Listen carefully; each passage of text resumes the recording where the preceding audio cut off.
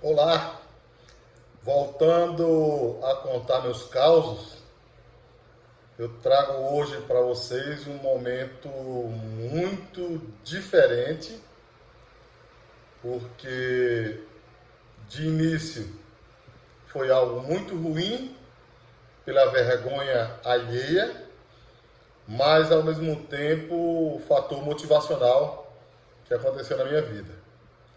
Você pode até dizer assim, mas aí foi trairagem. Pode até ser, mas Deus transformou em combustível para que eu pudesse alcançar meus objetivos.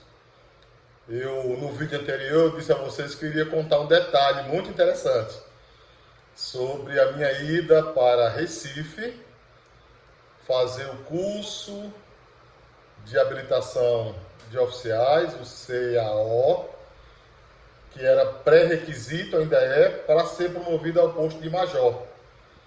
E eu falei da história do médico, que eu tentei fazer uma cirurgia para me justificar, o médico não aceitou meu papo.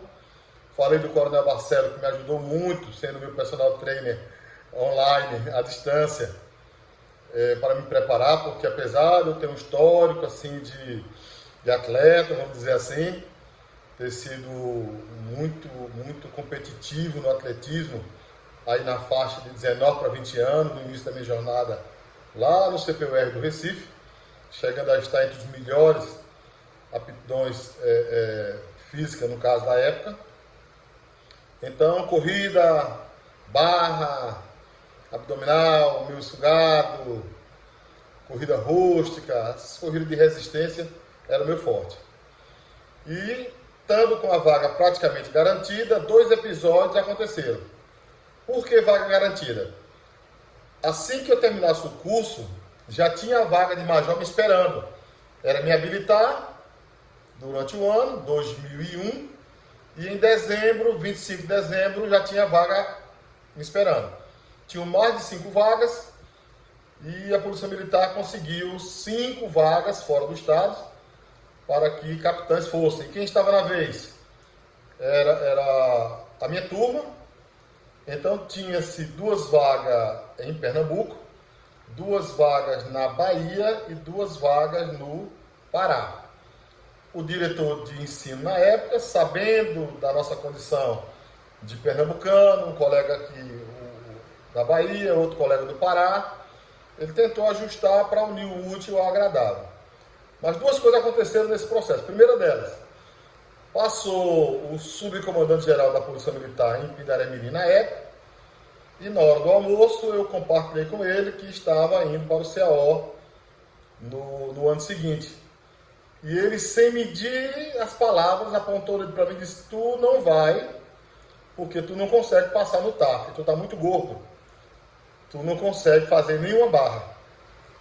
Trancou meu coração naquela época, mas eu senti a maldade na seta lançada contra a minha vida, mas para mim mesmo eu disse, apesar de não ter gostado, fiz um sorrisinho amarelo e disse assim: eu vou mostrar para esse cidadão que eu vou passar nesse teste físico e vou fazer o meu curso e vou ser promovido a major.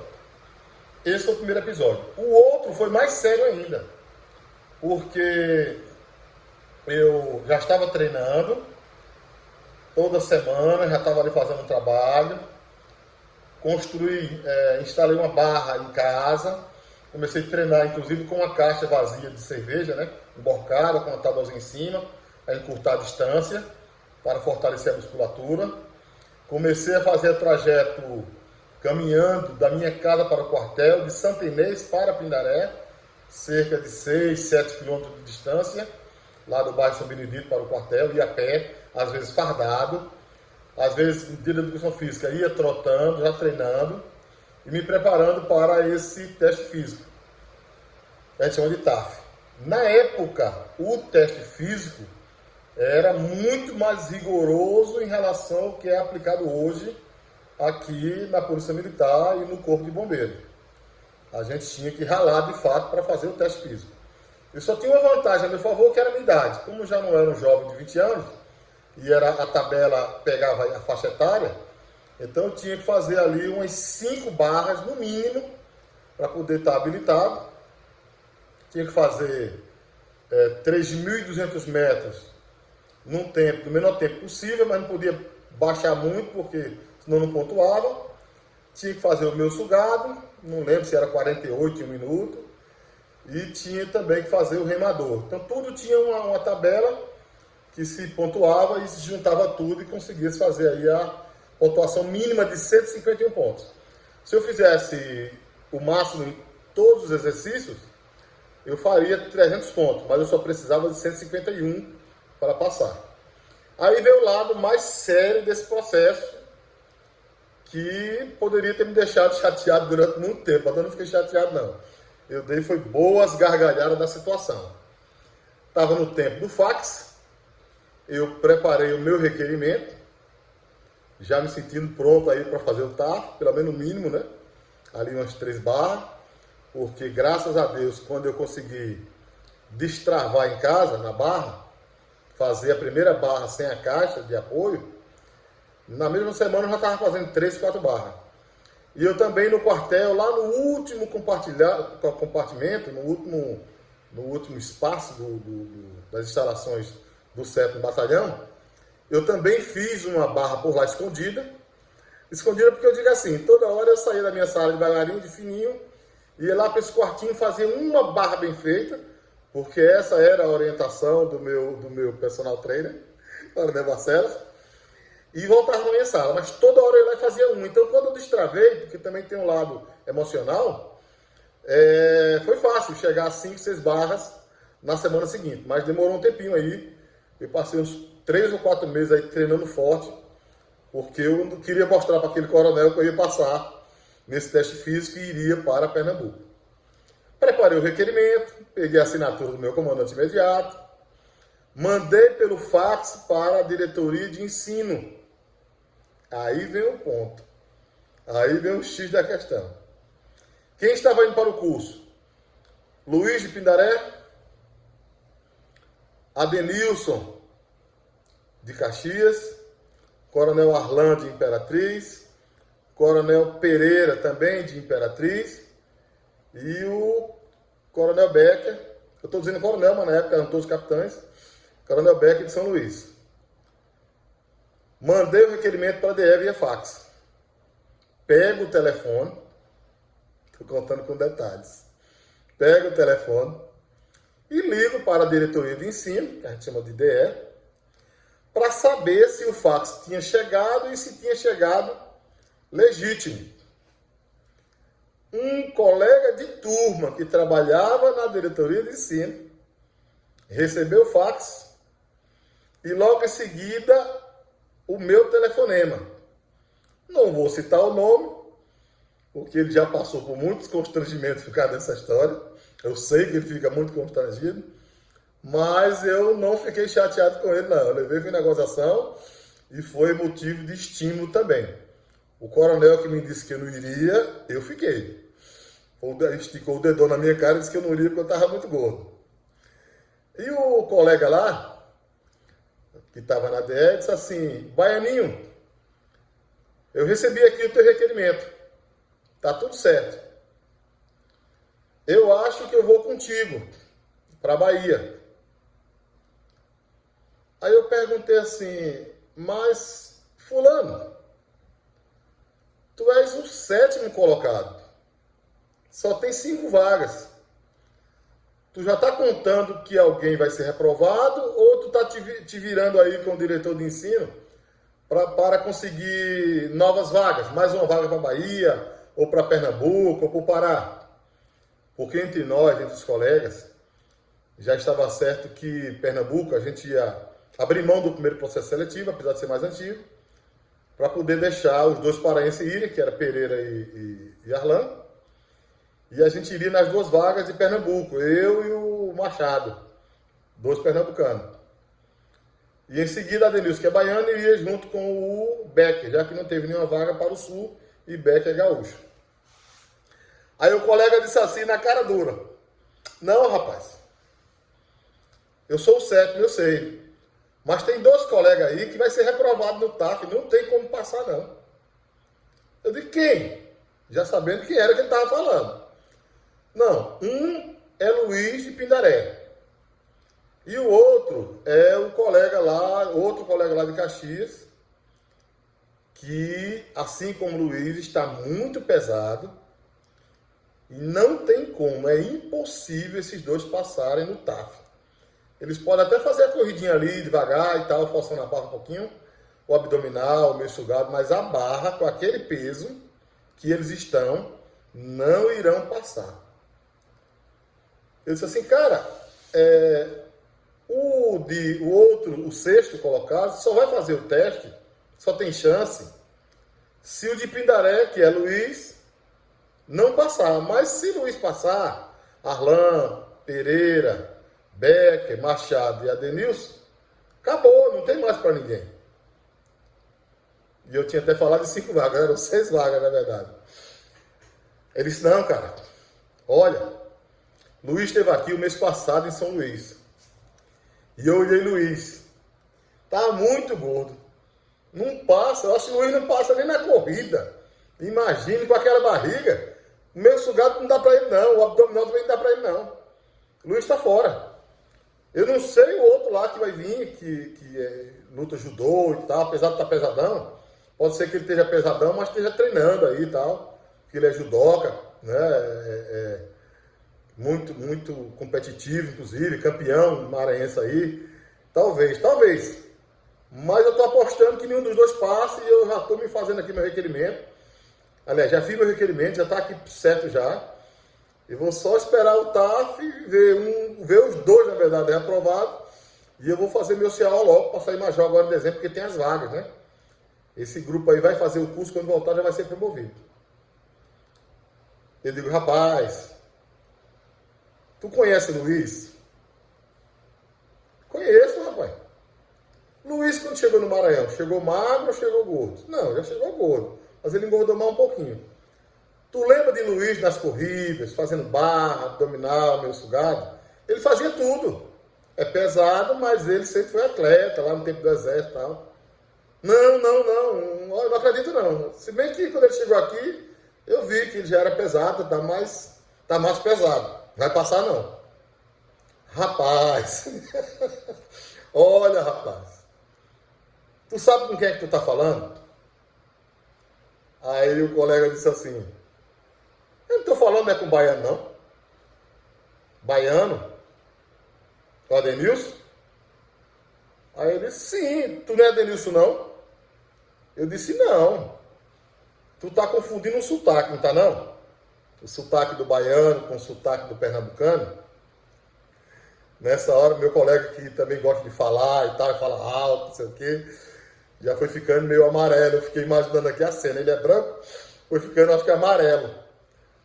Porque ele disse assim, e quem tá falando?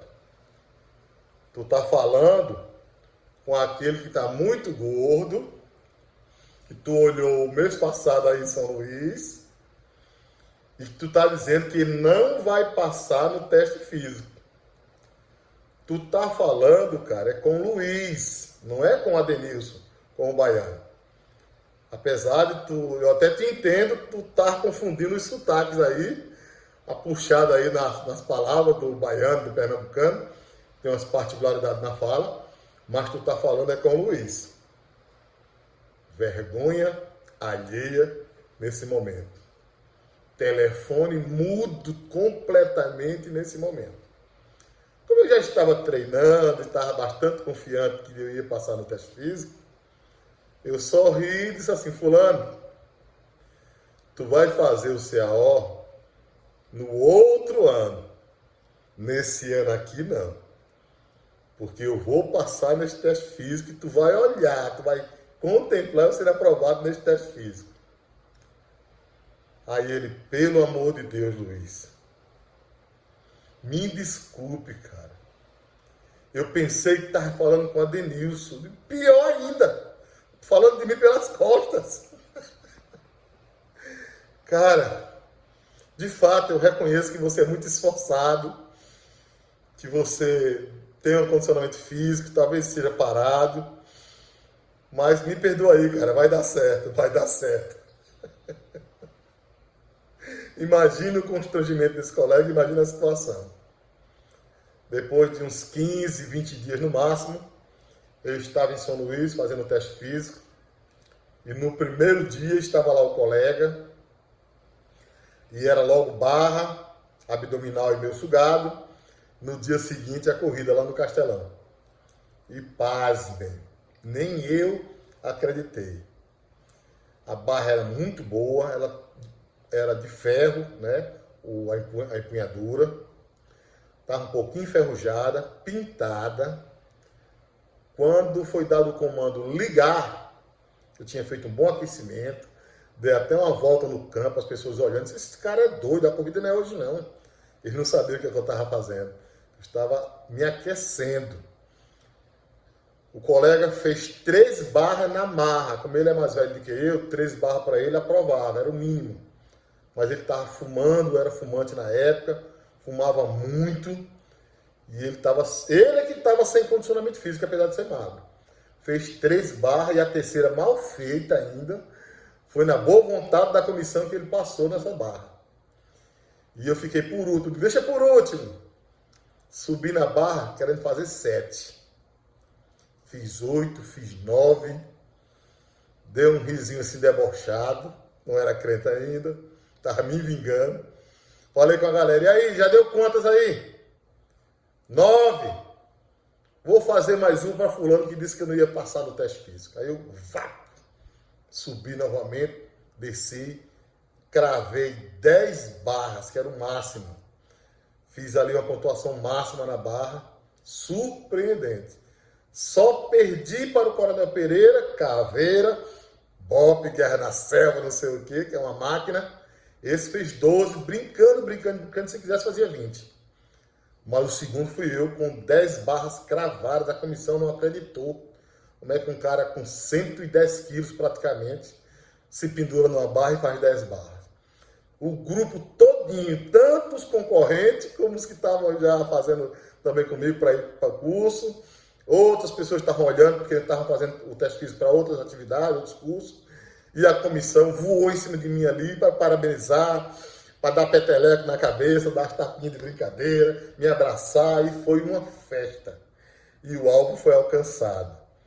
Fiz o abdominal máximo, fiz o meu sugado máximo. A corrida eu passei mal porque eu tomei uma água de coco alguns minutos antes da corrida, mas como estava bem fisicamente, consegui fazer uma corrida bem razoável também, mas eu precisava fazer só um ponto, porque eu já estava com 150. Eu fiz o máximo nas três atividades e na corrida faltava só um ponto, mas eu ainda fiz mais de 100 pontos na corrida ainda, eu acho. E eu fui para o meu curso com esse histórico. Certamente o coronel, que era subcomandante da época, eu fiquei chateado. Ele mesmo não acreditou quando soube que eu tinha feito 10 barras. Ele achou que tinha sido acochambrada, mas tinha muitas testemunhas e foi motivo de comentário. E até há poucos anos atrás aí, eu escutei do presidente da comissão da época que foi um feito assim memorável. E o colega, eu abracei, porque eu não fiquei chateado com ele, de fato, foi mais um fator motivacional, mas ele ficou muito constrangido e sempre que eu encontro, que a gente tem a oportunidade, eu relembro essa história. Ele disse que foi uma grande lição para a vida dele.